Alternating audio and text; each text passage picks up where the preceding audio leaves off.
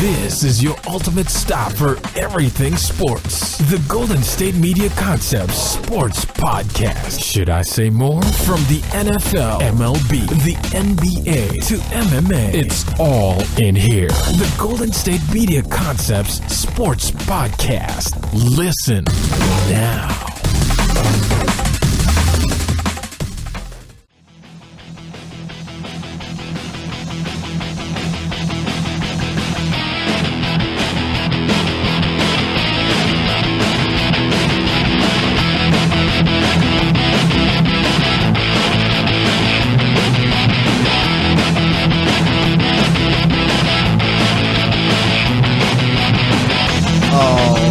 And welcome to the GSMC Sports Podcast. This episode is brought to you by the GSMC Podcast Network. And as always, I am your host, Jesse Tapia. It's Thursday. It's finally time, okay? There's finally basketball games on today. All right, we've been going the whole week. I've been watching a little bit of college basketball, some Olympics a bit. I think the women's U.S. hockey team won gold yesterday against the Canadian women's team, I believe.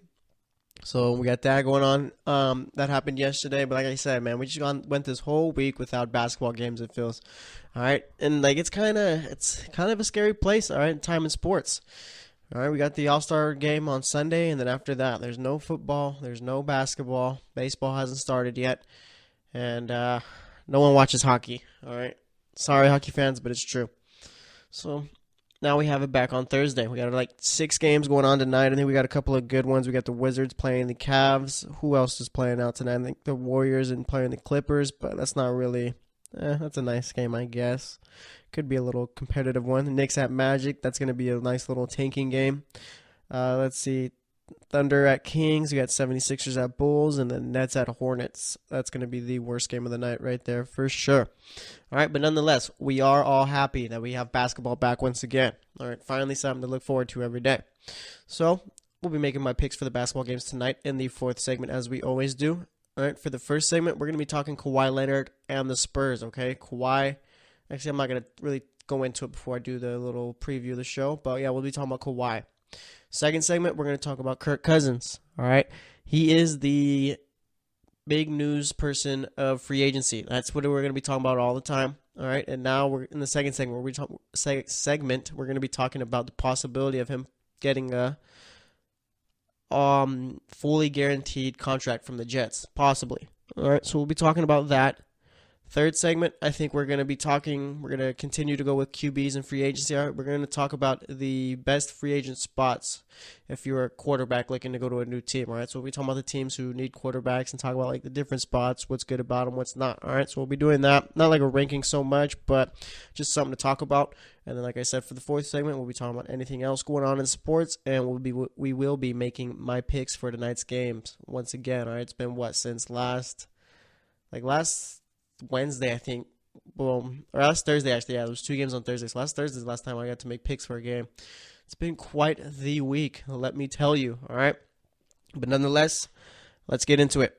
So Kawhi Leonard, all right, really hasn't played too much this season. I think he came back for 9 games, I think around January, and just hasn't been out there since, all right? Was out for most of the season before that. Like I said, came back for a few games, and then here he is, still out. He's been dealing with a quad injury, not the same injury I don't think that Zaza Pachulia gave to him in the playoffs last year. All right, so he's been out for a while, and he is medically cleared. Okay, he is definitely medically cleared, but he's choosing to stay out. All right, I was reading an article and it said that Kawhi Leonard has the last say for what he wants to do. So if you're the Spurs, what do? I guess you don't do anything, and you pretty much just play with the intention of the team you got out right now as the team you're going to have in the playoffs. And I feel like this just, if Kawhi Leonard doesn't come back this season, and like this is it right here, I feel like this is just like this is the end of the Spurs season, all right? I feel like there's really no hope, nothing to look forward to, because of the fact that you have no chance whatsoever to beat a team like Houston or Golden State without a guy like Kawhi Leonard. All right, it's not going to happen unless somehow they pulled off the miracle of all miracles. Okay, and now I don't even know if they could beat a team like Minnesota or the Oklahoma City Thunder in the playoffs. All right, so this opens up a lot for every team around them. All right, like I said, the Warriors and Rockets don't really need to worry about them too much, and now you got the Timberwolves and Thunder, who pretty much are looking like, we have a chance maybe to advance it around.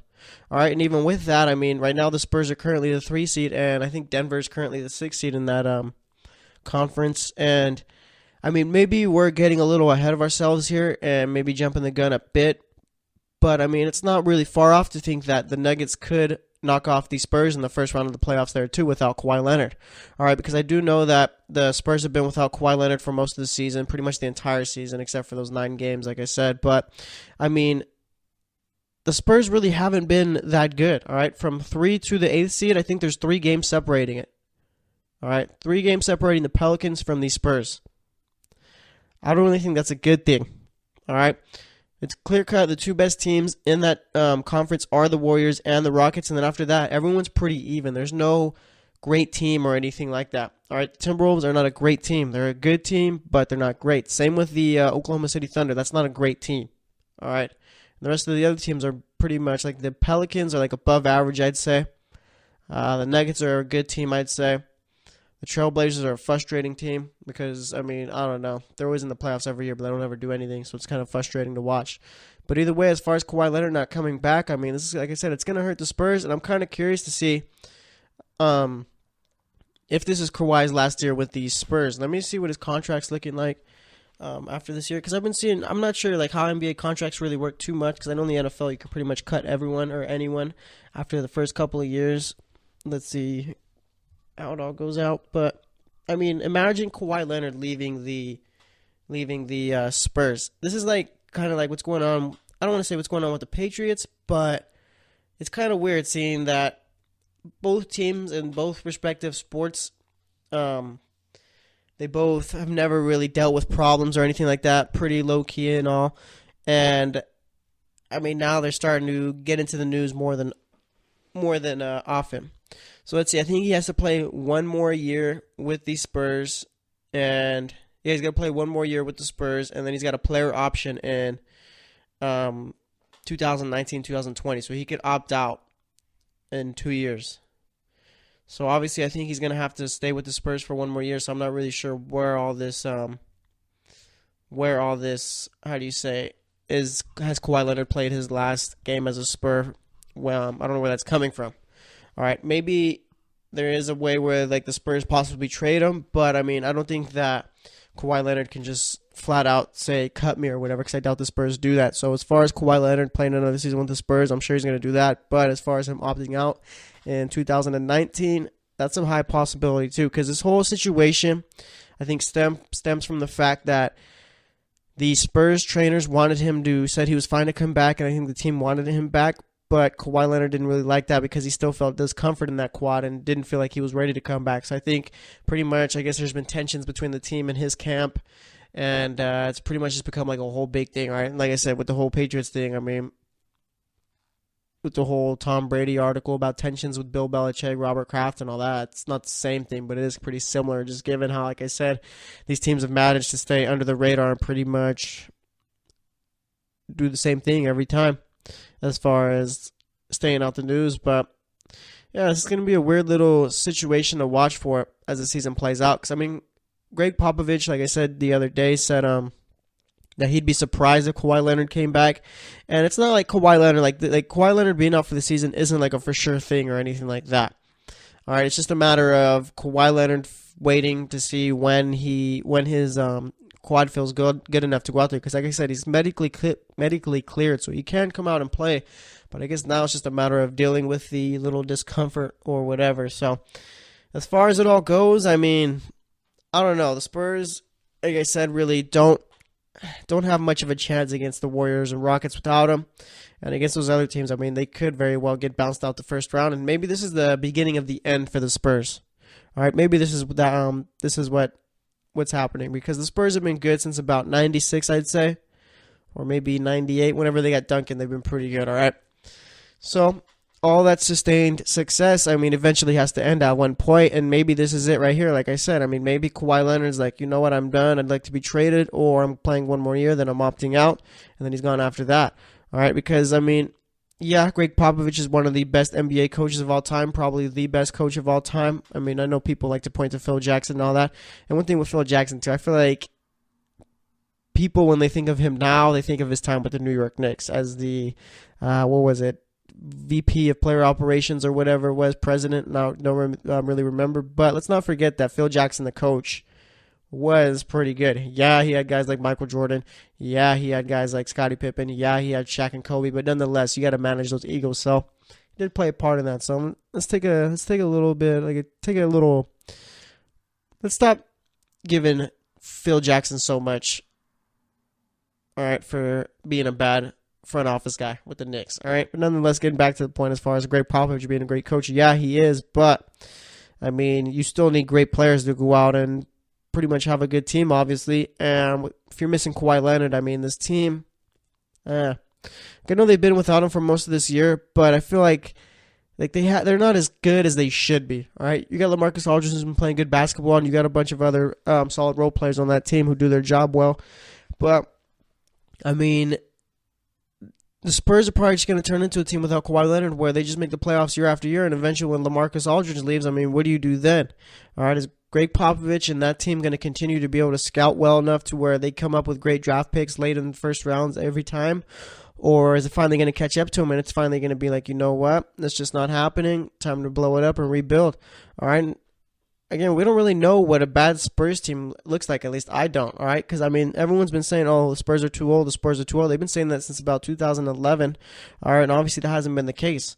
So, I mean, as far as the Spurs sustain success, I mean, maybe they could keep it together or maybe this is the beginning of the end, like I said, as far as Kawhi Leonard goes, all right? Because, like I said, the dude is medically cleared, but he's just choosing not to be out there because I guess he's still got some type of discomfort. So, we'll see what the Spurs end up doing, what Kawhi ends up doing. I mean, I'm not really too sure about it, obviously, because I'm just learning as you guys learn. But either way, the Spurs are really going to have to figure something out, and I'm curious to see whether or not or how long Kawhi Leonard ends up staying in San Antonio, all right? Like I said, he probably could be traded next year, or he could just opt out after the 2018 season. So we'll see how it all plays out, but that's all I got to say about that. Next up, we're going to be talking about Kirk Cousins and fully guaranteed contracts in the NFL, so stay tuned, and we'll be right back.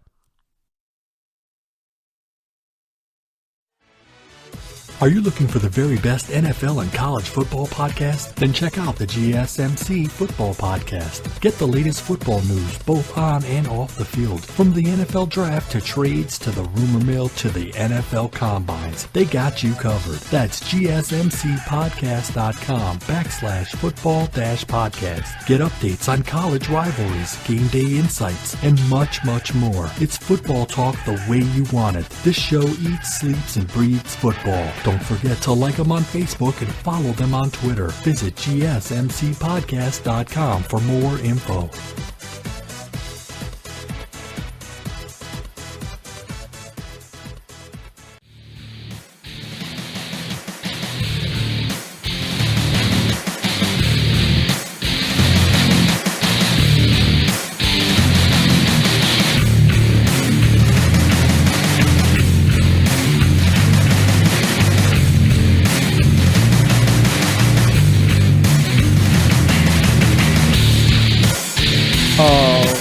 And welcome back to the GSMC Sports Podcast. In that first segment, we pretty much spent it all talking about the whole Kawhi Leonard situation out in San Antonio, talking about how he's medically cleared but still feeling discomfort, so he's opting to stay out instead of coming back with the team. All right, so it's going to be a little fluid situation. Watch it as the season plays out because, I mean, Kawhi still could come back. It's just a matter of whenever he feels good enough to, I guess. So, like I said, just got to wait on it and see what happens. But for this segment, we're going to be talking about Kirk Cousins and fully guaranteed contracts. All right, so let's get into it. There's been some reports around ESPN talking about how the Jets could be the first team to offer a player a fully guaranteed contract.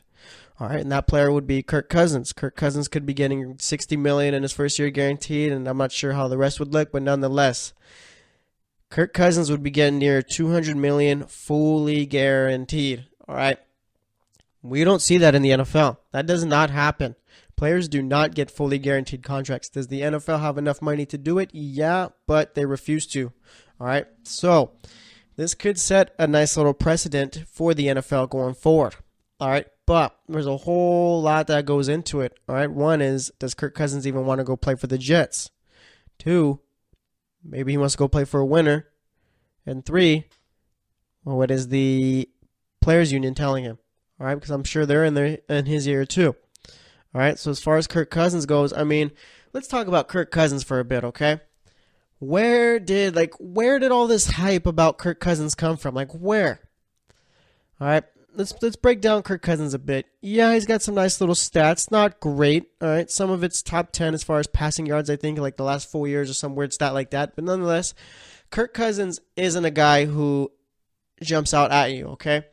Let me see if I could take a look at the quarterback contracts as I'm talking right now. But Kirk Cousins, like I said, has just never been a quarterback who I feel deserves this kind of money. All right, so let's see. You got Jimmy Garoppolo, who's got the highest contract right now, $137.5 million, 27.5 average. All right, Matt Stafford's got 135. Derek Carr's got 125. Andrew Luck's got 122 mil. Aaron Rodgers 110, but he's going to get paid soon. And you get Cam Newton, who's making 103. Let's see, Matt Ryan 103. Andy Dalton 96. Alex Smith 94. Russell Wilson's making 87. Ben Roethlisberger's making 87. All right, Eli Manning's making 84. Phil Rivers is making 83. And then you got Tannehill with 77.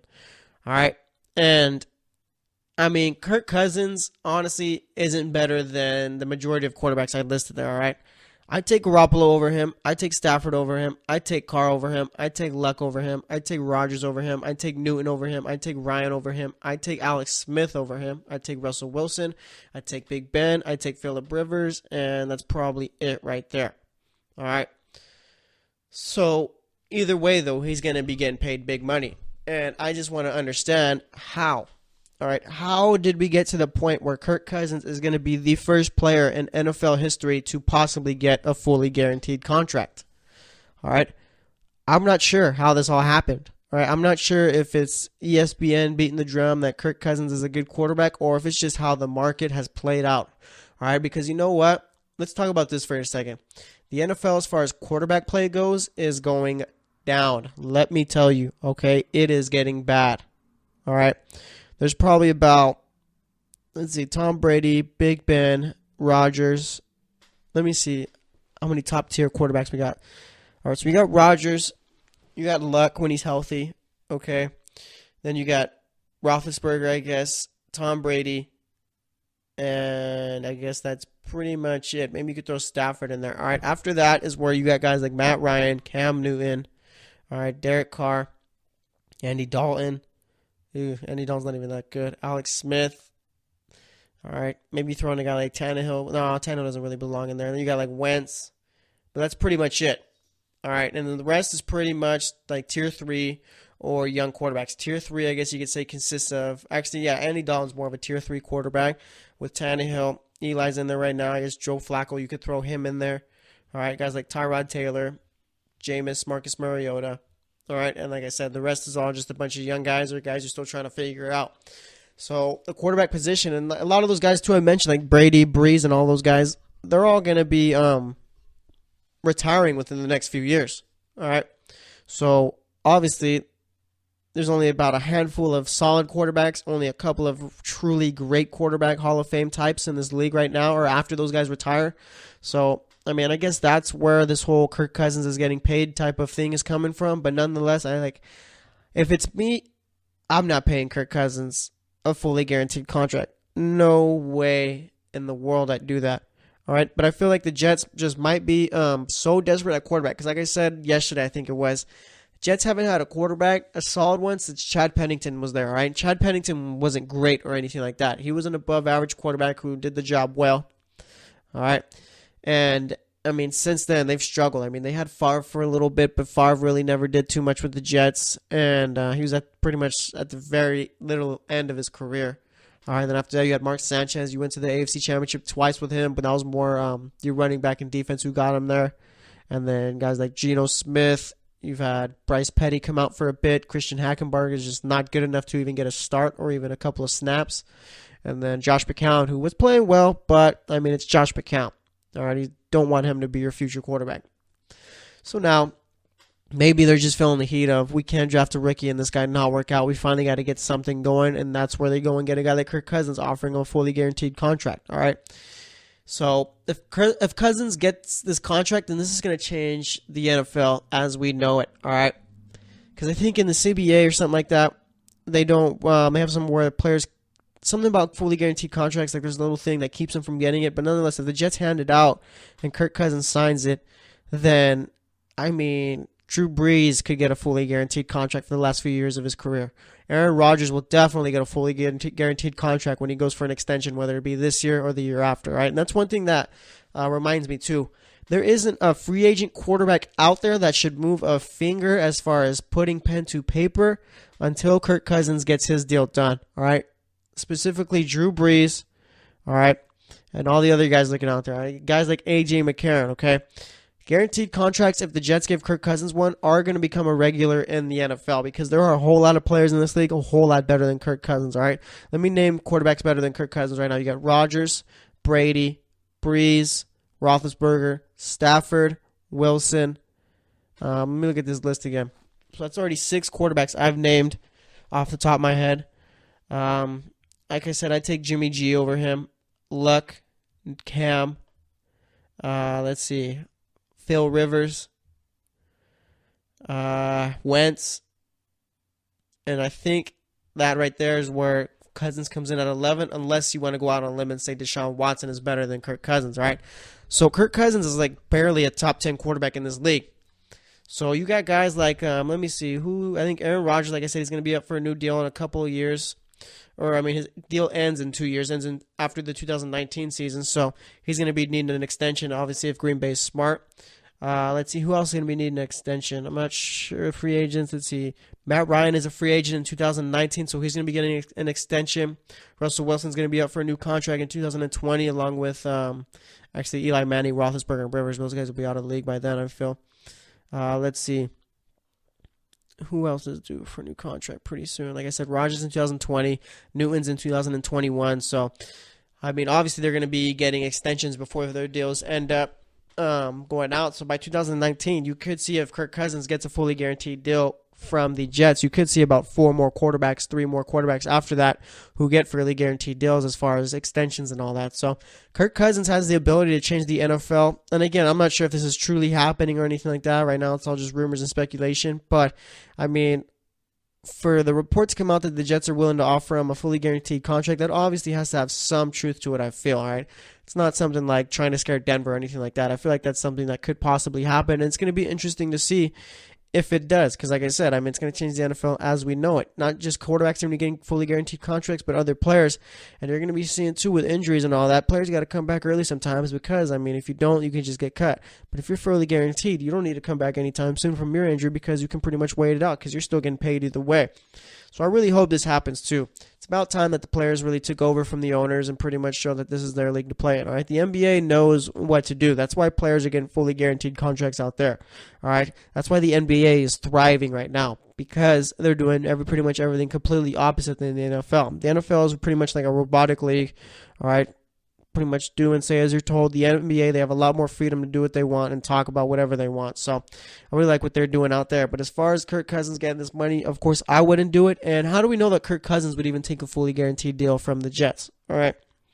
Because let's put it this way. Kirk Cousins on the Jets, as far as football sense and pretty much wins and losses, doesn't bring you too many wins or too many losses. Or it doesn't bring you too many wins, I feel. I just think that the Jets are a bit of a dumpster fire of an organization right now, all right? And they just don't have good talent out there for Kirk Cousins to go out and succeed, all right? He's better off, believe it or not, going to a team like Cleveland or going to Denver, okay? Or even possibly Arizona. Like I said, we'll be talking about all the teams who need quarterbacks in the next segment. But, I mean, as far as it all goes, as far as Kirk Cousins goes, if it's about the money, then yeah, you take the Jets thing or the Jets contract. And even if it isn't about money, I feel like you got to make it about it because, I mean, how could you possibly pass up a fully guaranteed deal? All right, how? There's no way in the world you do that, all right? Because, I mean, the dude's got family and got a future to think about. I get that football is really important. Players love playing football and all that, but eventually you got to go out and get your money. And if the Jets are offering you about near $200 million all fully guaranteed, you take that in a heartbeat, all right? You do the Joakim Noah. If you sign that contract, you get paid. And if you don't play well, you still get paid, all right? I'm not going out saying Kirk Cousins should just sign the contract and not play well, but if it doesn't work out, I mean, you're still secure. So he's got a lot to think about, and like I said, I mean, this is going to, if this does happen, and it's all true, and it does end up happening, Kirk Cousins does end up getting a fully guaranteed deal, then the NFL is going to change, and I am going to love it. All right, because like I said, the NFL is the multi-billion-dollar league, I think, all right?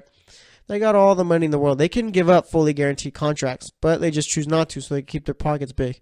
All right, so that's how that's going right there. And then I also saw that the Bills are planning, I think they're planning on keeping Tyrod Taylor for this season. Smart, Buffalo, very smart. All right, don't give up a quarterback who you know is Tyrod Taylor's not a great quarterback by any means. He's a good quarterback, I'd say, all right, a very safe quarterback. I say you keep him because you don't have anyone after that, all right? Nathan Peterman, that dude is an INT machine, all right? Interception machine. So you don't have a backup quarterback, and if you get rid of Taylor, you don't have a quarterback who you know is going to be able to come in and do the job well, all right? At least Tyrod Taylor, you know he's not going to make mistakes. So I like the Bills thinking of bringing back Taylor, and it's kind of weird too because the Bills the last couple of years have always seemed like they don't really like Tyrod Taylor, they don't really want him around, but obviously they're thinking of keeping him, and I think they should, all right? Build through the draft that offense, look at receivers, all right, build up the offensive line a little bit, and bring in younger guys to come play on defense. And, I mean, I like their chances of making the playoffs with Tyrod Taylor rather than their chances with some guy off the street or a rookie quarterback in the draft. So I like what they're doing there. But that's going to wrap up this segment. Like I said, next up we're going to be talking about all of the teams with quarterback needs and pretty much talk about the pros and cons of each. So stay tuned, and we'll be right back. Check out the show that's built on the MMA, from the UFC to extreme cage fighting. They got the fights covered. Check out the GSMC MMA podcast. Get the latest news on past or upcoming fights. Join us as we talk to and about some of the biggest names in the MMA, past, present, and future. When it's the fight game, there's just one show to check out. GSMCpodcast.com/MMA-podcast. Don't forget to like them on Facebook and follow them on Twitter. Visit GSMCpodcast.com for more info.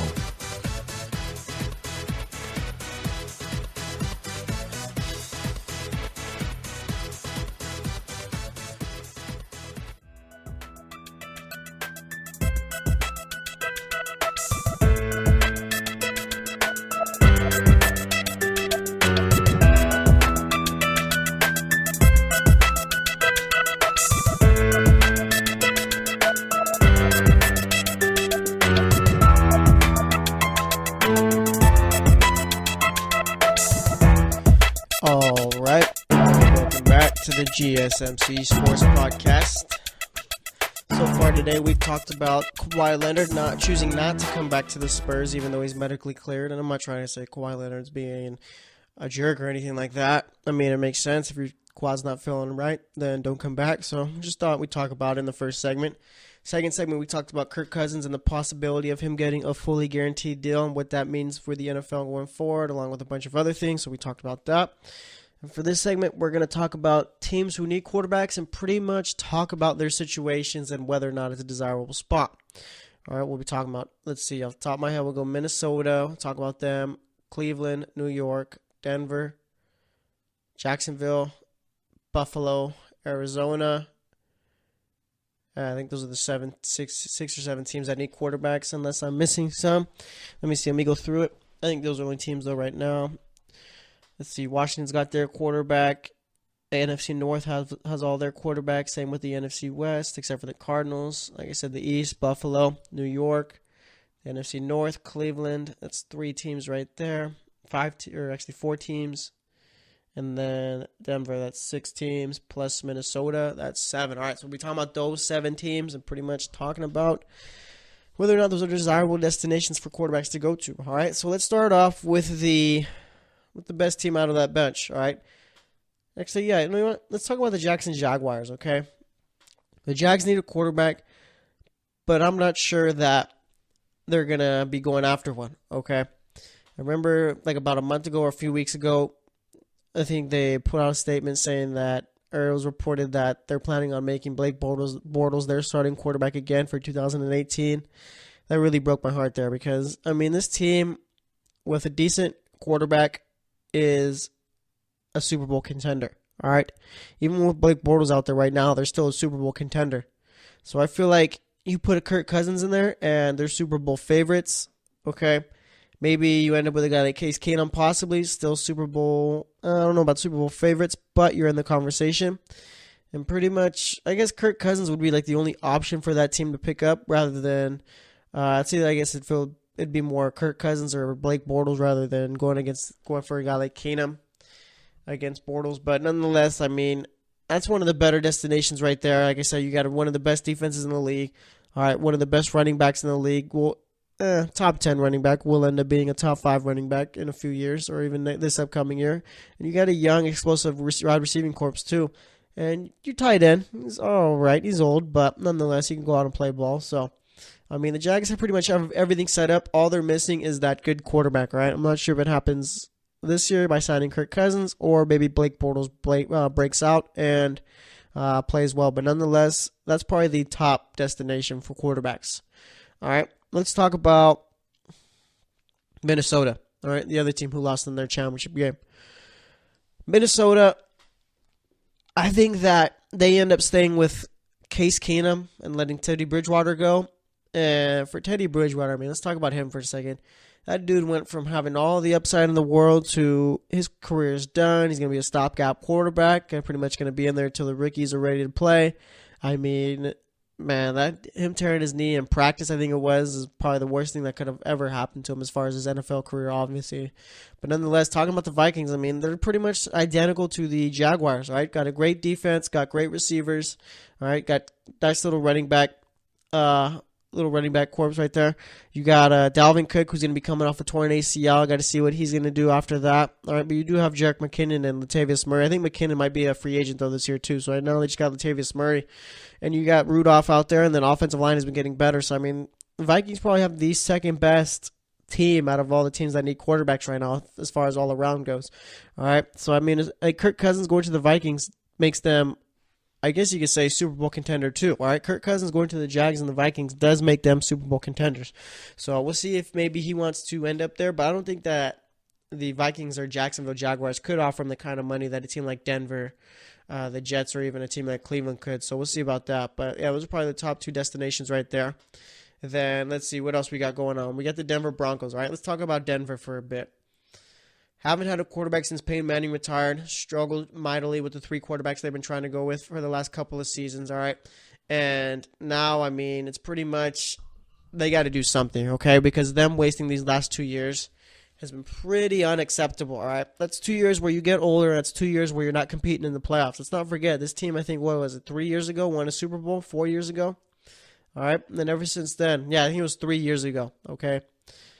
Counting this season that just ended. Yeah, 3 years ago, they won a Super Bowl, all right? And, I mean, these last 2 years, they haven't looked good. The defense looked like it took a step back this past season, all right? And that's all they've needed is a quarterback, all right? Once Peyton Manning retired, I mean, it's like the Denver Broncos had no plan, okay? I think they drafted Paxton Lynch last year, and obviously he hasn't worked out. Brock Osweiler didn't work out. Trevor Siemian definitely did not work out.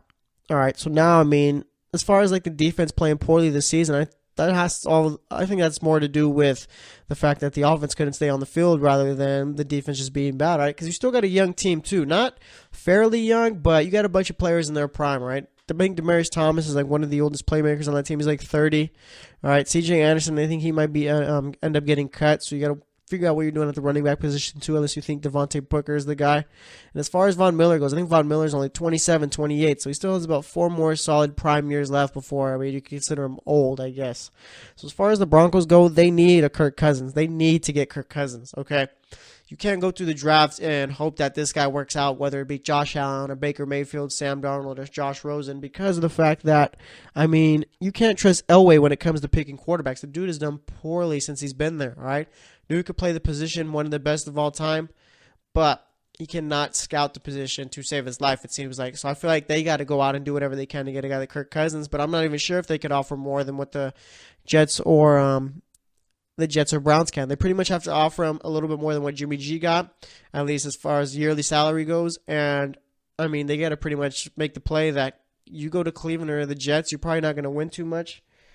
But if you come here to Denver, you have a chance at making the playoffs in your first year and being a really good team, possibly winning the division, like I said, going far in the playoffs. All right, so I feel like the Broncos with Kirk Cousins, that's probably the third best spot for a quarterback to go. And I noticed we turned this into a Kirk Cousins sweepstakes type of thing, right? But like I said, Kirk Cousins is the ultimate quarterback in free agency. Right? He's the one that everyone wants, all right? And you got guys like A.J. McCarron, Case Keenum, Teddy Bridgewater, Sam Bradford. Let's see, those are the biggest free agent quarterbacks right there. I think they are. All right, was supposed to be Alex Smith, but he got his done earlier in Washington. But nonetheless, going back to Denver, I mean, yeah, they're just a quarterback away from competing in the AFC, right? They're like the sleeping giant. One quarterback on that team, they wake up, boom, they're ready to go. So the Denver's got a nice little spot for quarterbacks to go to. Let's see. And it's going to be weird, too. There's going to be a lot of new faces on new teams, now that I think about it. Let's talk about the Buffalo Bills, actually. Yeah, let's talk about them. All right, I know last segment I talked about how they're planning on keeping Tyrod Taylor. Let's talk about if they didn't end up bring back Tyrod Taylor, if they're not going to, okay? So, obviously, they need a quarterback. There's nothing really too desirable about Buffalo, all right? Because, one, if you sign there, you have to play in Buffalo, all right? You have to play in the miserable weather, all right? If you go to Buffalo, you have to worry about what they do at on the offensive side of the ball because, yeah, you're going in there to play quarterback, but you have no one to throw to at right now. All right, their receiving corps is pretty bad. Kelvin Benjamin isn't that good of a receiver. I don't know if I want to say isn't that good, but he's above average, I guess. Nice little number 2 option. But anyway, getting back to it, I mean, you got to worry about what they're going to do there. LaShawn McCoy sometimes can't stay healthy. And you got to figure out what's going on with the defense. They got to get younger and pretty much continue to get younger. I know they're already on their way doing that. So, I mean, Buffalo, I guess with Kirk Cousins, I don't know. It's kind of like the Jets, all right? If the Jets were to get a guy like Kirk Cousins, then you still got a lot you got to fix up before you think playoffs, I feel. So, I mean, as far as Buffalo goes, they got to go and, like, let's say they get rid of Tyrod Taylor. And just disregard what I said in the last segment. But let's say they get rid of Tyrod Taylor. Then, I mean, do you go and get your quarterback in free agency, or do you try and trade those 2 first-round picks and try and move up into the top 10 and get your quarterback? I feel like Buffalo, as far as them being a desirable destination, I mean, it's not really that good, I guess, is what I'm saying. All right, so as far as what Buffalo goes, I don't really like the situation there because they still got a whole lot they got to fix out. I think Buffalo's going to be like one of those teams where, yeah, they made the playoffs the year before, but they're not really going to make it the next season. So I think that's what Buffalo is right now. Then you got the New York Jets, okay? The Jets, like I said in the last segment, have needed a quarterback for so long. So long, okay? This is their opportunity to do it. You offer Kirk Cousins a guaranteed contract, and it's probably going to happen, okay? But as far as it being a desirable destination, I don't think so. All right.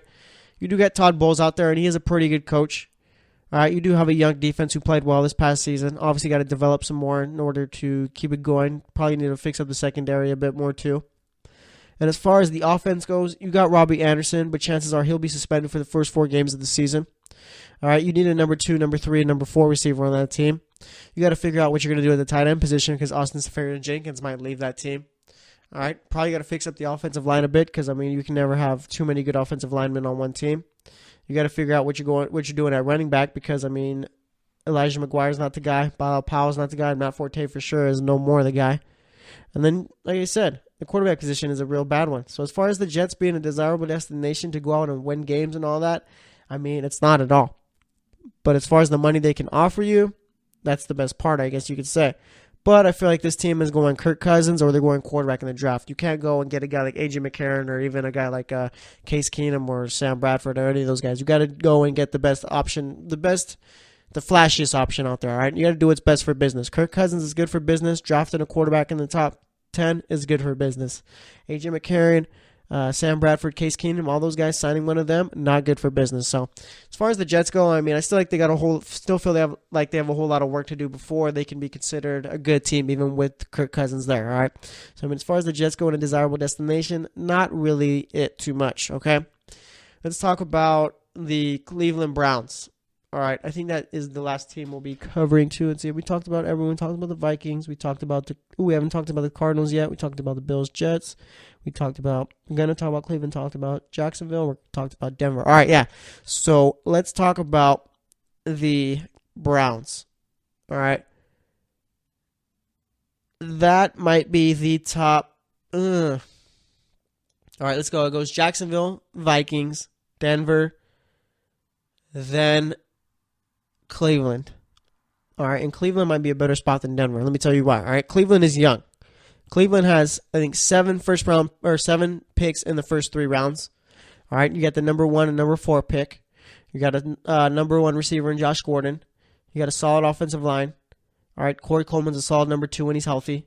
You got an up-and-coming tight end in David Njoku. And you got a young defense who all they just need to do is develop, and they'll be a good defense going forward. All right.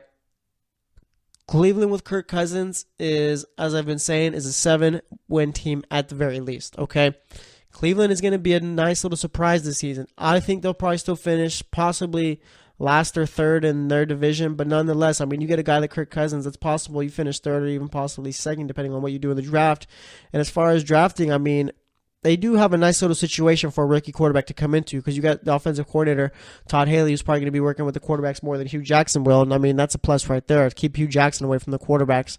All right. And Todd Haley knows how to get the best out of his players too. So on the offensive side. So I think Cleveland's a real nice little spot for a quarterback to go to. And as far as Arizona goes, I mean, that's a nice little spot too. All right. Arizona has a team that's built to win, okay? Probably not Super Bowl contender type built to win, but they could be a team who could fight for the playoffs, could fight for the wild card, even possibly a division with a guy like Kirk Cousins or even a guy like A.J. McCarron on that team, okay? Let's just say A.J. McCarron goes to the Cardinals. I mean, you got David Johnson, one of the best running backs in the league out there. You got Larry Fitzgerald, who hasn't taken a step back in his career yet. Dude's been lights out pretty much every year since he's been out there. Still got John Brown and all those other guys, but I'm sure they're going to go out and get a receiver in the draft. All right, you got a young up-and-coming tight end, Ricky Seals-Jones, and you got a young but also veteran presence type defense there in Arizona. All right, so that's another solid team that people aren't really talking too much about. I think maybe no one's talking about Arizona just because it's not really a good media spot. Arizona's not a team that's going to get you views and clicks and all that. So, I mean, Arizona, I think, probably a top 5 spot to go to if you're a quarterback too also. So, we'll see how it all ends up. Just wanted to give my thoughts on that. Next up, we'll be talking about the NBA, talking about a play-in type tournament in order to make the playoffs. All right, we'll be talking about that. Be making my picks for tonight's NBA games, pretty much talking about anything else going on in the world of sports. So stay tuned, and we'll be right back.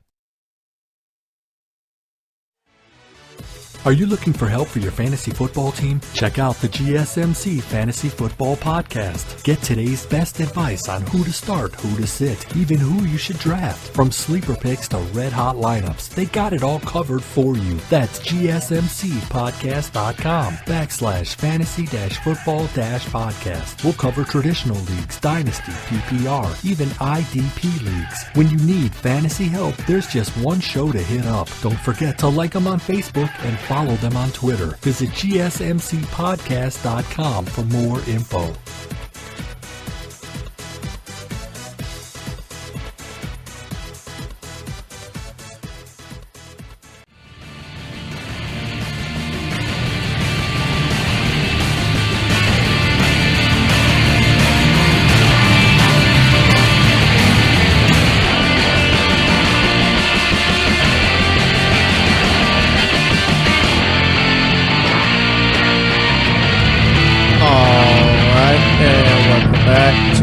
GSMC Sports Podcast. So far today, we've talked about Kawhi Leonard. We talked about Kirk Cousins, him possibly getting a fully guaranteed deal with the Jets if he chooses to sign there. And let's see what else we talked about. We talked about the top free agent quarterback destinations. All right.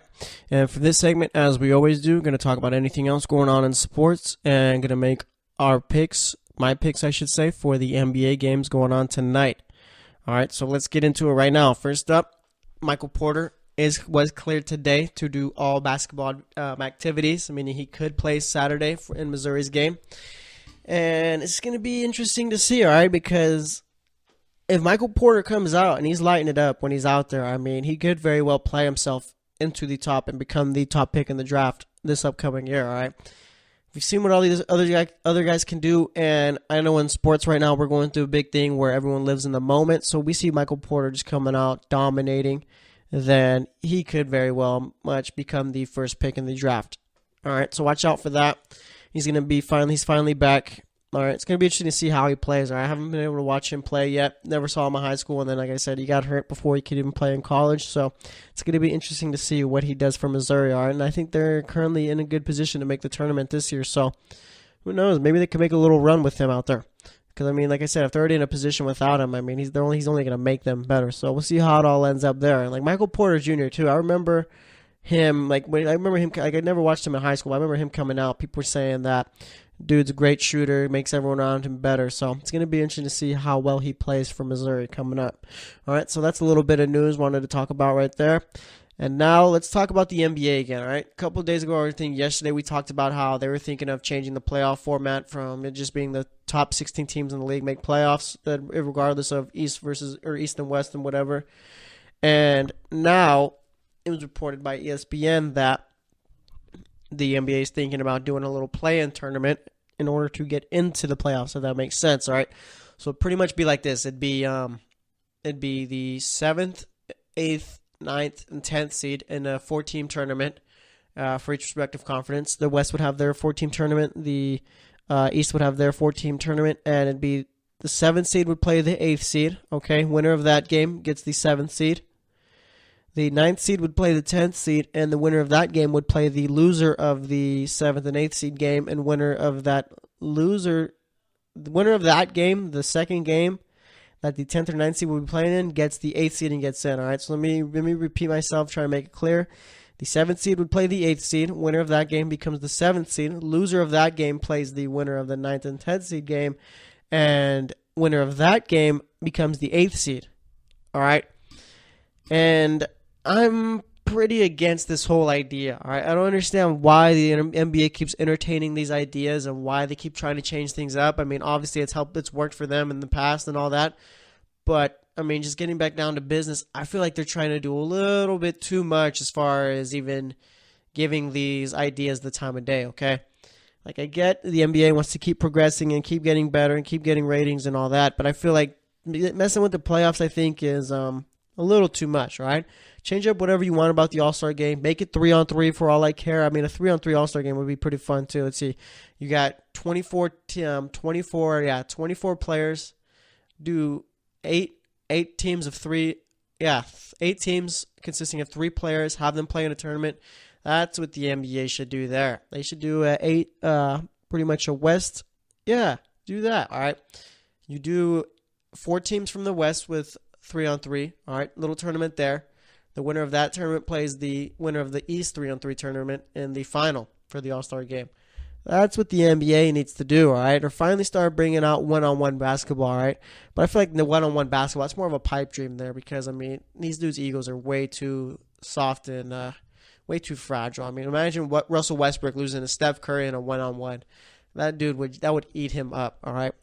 Nonetheless, getting back to it, the NBA doesn't need to change the playoff format. It's fine the way it is, all right? Just do the best 8 teams from the East play each other, and then the best 8 teams from the West play each other, and then whoever comes out of their respective conferences plays each other in the finals, right? No need to change anything up. Literally no reason to.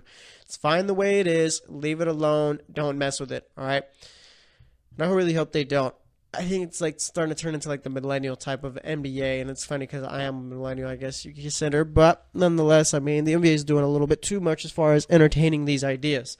All right, but I mean, we finally got basketball going on tonight. Let's see, anything else going on? Like I said, let's look at the Olympic medal count. All right, let's maybe look at the results first. I know yesterday the women's hockey team beat the women's Canadian team in hockey.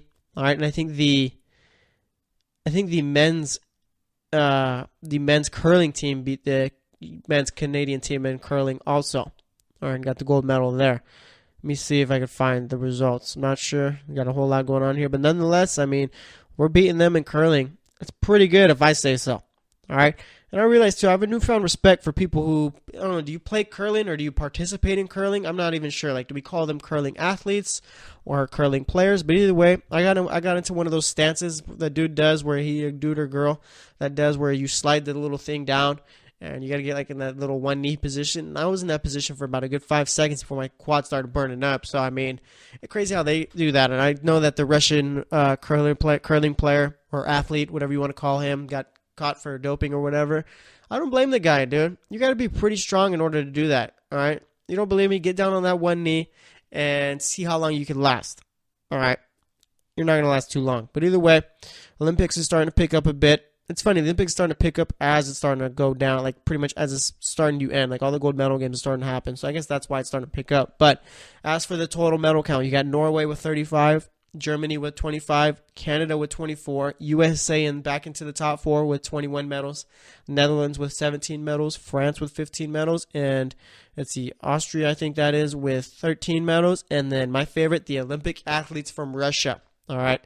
Yes, I'm a Team USA guy, but I mean, how can you not cheer for the Olympic athletes of Russia who aren't technically representing Russia, I guess you could say? They got 12 medals, all right? And they're currently, 1, 2, 3, 4, 5, 6, 7, 8. Yeah, so they have the 8th most medals. All right, Korea in the top 10 with 11 medals. Nice to represent there. Let's see, is that South or is that North Korea? I think that's South. Yeah, that's South Korea right there. All right, so, yeah, Olympic athletes of Russia are doing well. USA starting to pick it up a bit. Norway is clear-cut ahead of everyone else as far as the medal count. So, we'll see. Let's see, what do we got going on today for the Olympics, which is Thursday? We got freestyle skiing. I think the medal match in women's freestyle skate or figure skating. All right, let's see. We still got a bunch of freestyle skating going on. It's just a bunch of skating going on today. All right. Let's see. Tomorrow, when's the hockey final? Is that tomorrow or would that be Saturday? Ice hockey, men's. Oh, yeah, it's the semifinals. All right. So you got the Czech Republic playing the Olympic athletes from Russia. Again, one of my favorite teams. All right. At least in the Olympics. Then you got Canada versus Germany. And let's see. I'm assuming that the gold medal game would be on Sunday. No. Maybe Saturday. Possibly. Let's see. No, but it's a bunch of snowboarding on Saturday. Ice hockey, men's final on Saturday. So, yeah, it's back-to-back. Friday and Saturday is what it is. All right, so that's how the Olympics are going right now. Now let's make our picks for tonight's NBA games. All right, I've missed it so much. Glad the NBA is back. Let's start it off with the Charlotte Hornets playing the Brooklyn Nets. All right, this one's in Charlotte. Charlotte is currently 15-15 at home. The Nets are 8-19 on the road. The Hornets have the best player out of both of these teams, so that's why I'm picking them. I'm going with the Hornets for the win in that one. Then we got the Knicks facing off with the Magic. Not sure who to pick in this one because both of these teams are trying to tank. I'm gonna go with the Knicks. Not too sure about that pick, but I'm going with them. So yeah, I'm gonna go with the Knicks. I'm going to go out on a limb there. Then we got the Wizards facing off with the Cavs on TNT in Cleveland. Cleveland's favored by 6. All right, Cleveland's 2-0 with their new team. I'm going to go with the Cavs, all right? It's going to be interesting to see how they do after the All-Star break, all right? Played their 2 games before. Now you got a little bit of a break, more able to sort of get acclimated to each other and all that. So I'm going to go with the Cavs in that one. Then we got the Sixers facing off with the Chicago Bulls.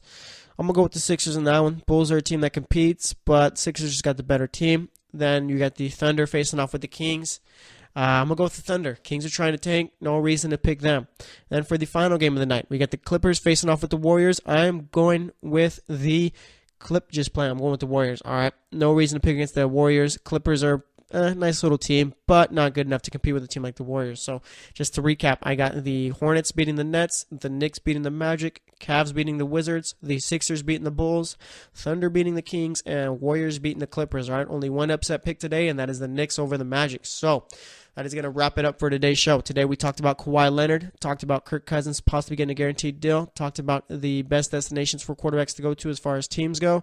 And for this segment, we talked about Michael Porter Jr. being cleared for all basketball activities, talked about the Olympics a bit, and talked about the possibility of the NBA, at least the NBA thinking of the possibility of changing the playoff, like pretty much, I guess, creating a play-in tournament type thing where like I said, the 7th seed plays the 8th seed, and the loser of that game plays the winner of the 9th and 10th seed game, and winner of that gets the 8th seed. I know it's complicated, but nonetheless, the NBA is thinking about it. All right, so let's going to wrap it up for the GSMC Sports Podcast. As always, I'm your host, Jesse Tapia. We'll be back tomorrow, so stay tuned, and we'll talk to you later. You've been listening to the Golden State Media Concepts Sports Podcast, part of the Golden State Media Concepts Podcast Network. You can find this show and others like it at www.gsmcpodcast.com. Download our podcast on iTunes, Stitcher, SoundCloud, and Google Play. Just type in GSMC to find all the shows from the Golden State Media Concepts Podcast Network. From movies to music, from sports to entertainment, and even weird news. You can also follow us on Twitter and on Facebook. Thank you, and we hope you have enjoyed today's program.